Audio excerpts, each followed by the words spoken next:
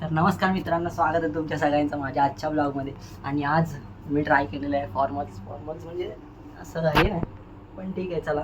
आणि आजचा ब्लॉग चालू करूया चला. आणि मित्रांनो, आज आहे आरोची फर्स्ट ट्रिप लाईफमधली विदाऊट मम्मी पप्पा. तर बघूया त्याची ट्रिप कशी आहे. आता बोल, पिकनिक कुठे चालली बाबा तुझी? कुठे? म्हातारीच्या बुटमध्ये चालले. हा, आणि कुठे कुठे जाणार आहात तुम्ही? आणि मी आणि माझे पप्पा आणि तू. पप्पा नाही, स्कूलची पिकनिक आहे ना. हा. मग स्कूलच्या पिकनिकला पप्पा घेऊन जाणार आहे तू?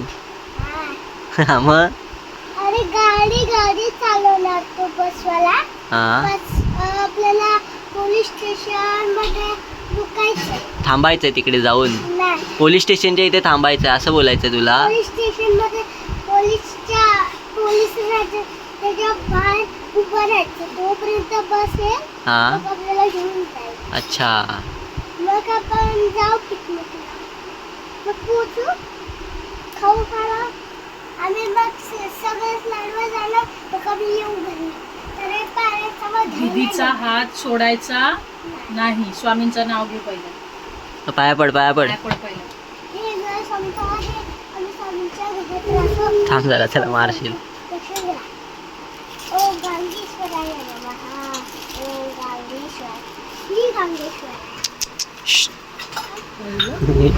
समोर ही गांगेश्वर आहे म्हणतो का?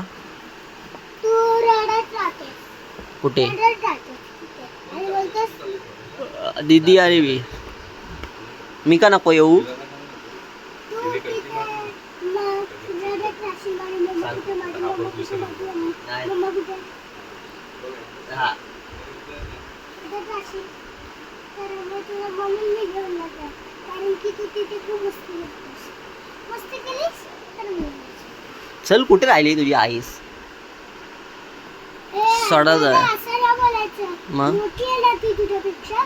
हा हा, असं नाही बोलायचं.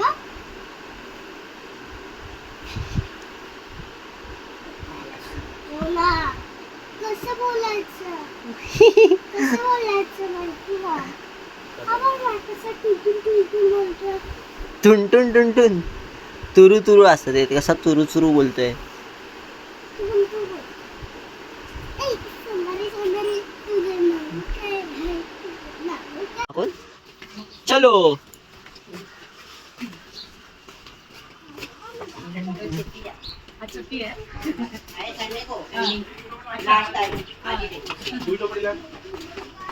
शिवशाह पाटीला सुधारायला घेऊन.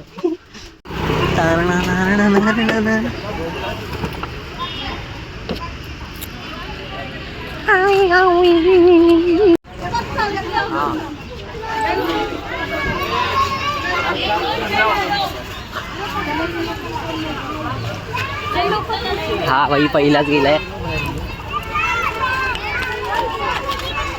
शेट शेट शेट शेट शेट शेट. आरो कुठे? आरो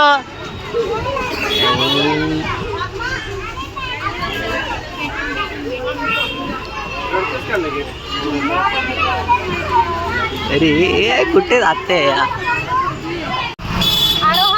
दोघं बसा. तीन आहेत. अच्छा, हा, तीन आहेत.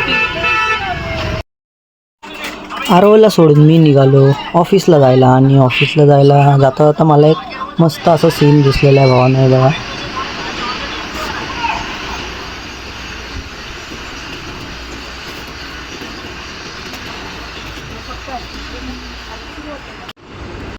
भावांनो, त्या आजीला आणि त्या बाबूला बघून मला माझ्या आईची आठवण आली, आजीची आठवण आली.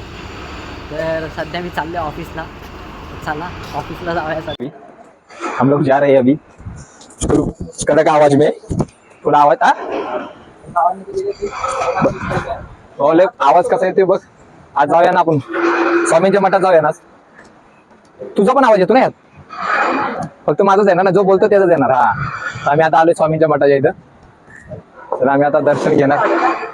फील भारी येतं ना भाई. फील काय वाटते कडक माहिती का? आता आवाज ऐकतो मी, थांबेल. तर भावांनो, आपला मित्र ओमकार, त्याचे आज फॉलोअर्स, जो फोटोग्राफर ओमकार आहे त्यावाल्या अकाउंटवरती 2000 फॉलोअर्स पूर्ण झाले. तर त्याला विचारूया कसं वाटतंय भावांनो. खूप मला आनंद होता. इतकं भारी वाटतं की हळूहळू केलं. म्हणजे मला आता झाली त्या अकाउंटला 2 वर्ष. 1000 फॉलोअर होत नव्हते. 2 वर्षात 2000 फॉलोअर. 3-4 महिन्यात माझे म्हणजे फॉलोअर कमी होते, 500-700 होते. नंतर मग आमच्या चाळीच्या ज्या व्हिडिओ व्हायरल झाल्या त्याच्यावरनं मला फॉलोअर ग्रो झाले. आणि तसंच मी 3-4 व्हिडिओ टाकत गेलो चाळीच्या. कारण चाळीमध्ये जे बालपण आहे आणि बिल्डिंग मध्ये बालपण आहे त्यामध्ये खूप फरक आहे. ते लोकांना आवडलं, त्यांनी चांगला रिस्पॉन्स दिलाय. आणि आता सध्या अजून फॉलोअर वाढवण्याचा मी प्रयत्न करीन. आणि सगळ्यांचं लाडकं लालबाग. या आणि व्हिडिओमुळे तुझ्या सध्याचा गोल काय, म्हणजे किती फॉलोअर्सचा सध्या गोल आहे तुझा? आता हळूहळू काय आपल्याला 10,000, 5,000, 10,000 असे करत करत आपण स्टेप बाय स्टेप करत आपण ग्रो करू अकाउंटला. आणि म्हणजे तू ग्रो झाल्यावर आमच्या बरोबर राहणार की नाही राहणार? राहणार ना भाई. VMT मधली पोरं आहेत ते आपले मित्र आहेत. तुम्ही दोघं आपले खास आहे भाई. पुढे मी बोलतोय पण ते ऐकत नाही पब्लिक, त्याच्यामुळे. आणि आपला हा TP ब्लॉगवाला आहे, ह्याच्या युट्यूब चॅनलला सबस्क्राईब करा आणि सगळ्यात व्हिडिओचा शेअर करा, फुल सपोर्ट करा. भावाला बघा, या भावानी हा माईक घेऊन दिलाय युट्यूब साठी, बर्थडे गिफ्ट. बघा प्रसिद्धी बघा भावाची बघता आता. हळूहळू युट्यूब कडनं पण बक्षीस येणार भावाला, एक दिवस व्ह्यूज वाढल्यावर आणि वॉच टाइम वाढल्यावर. थँक्यू भाई. बटन आम्हीच ओपन करणार भावाचं. आणि नंतर मग तो पार्टी येणार आम्हाला हॉटेलमध्ये. छोटी मोठी नाही, मोठी ताज हॉटेलमध्ये पार्टी येणार तो Fix मध्ये. फिक्स मध्ये. ठीक आहे. थँक्यू भावा. आणि तुला कॉंग्रॅच्युलेशन भावा, तुझे 2000 फॉलोअर्स कम्प्लीट झाले. Somebody. संध्याकाळी पार्टी भावांनो.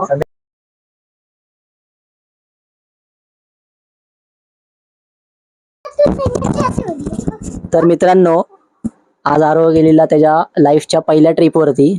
आणि पहिली पिकनिक होती ना आरो? तुझी पहिली पिकनिक होती नाही, विदाऊट मम्मी पप्पा आणि मी. तर विचारूया आपण ह्याला कशी गेलेली आहे पिकनिक. तर कशी गेली आहे पिकनिक आरो? खूप छान.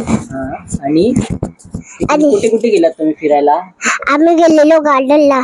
तिथे खूप खूप मोठी स्लाइड होती. त्याच्यावर आलो तेव्हा मला दीदीने बाहेर काढलं. का का माहिती? का बाहेर काढले? काय केलेस तू? मी काय नाही केलं. हा थांब, त्याच्यानंतर आता आलो. तर तिकडे तू कोणत्या कोणत्या मित्राबरोबर खेळलास? मी माझ्या फ्रेंड शिवान बरोबर खेळलो. आणि कोण कोण होता फ्रेंड तिथे? सौमित्र.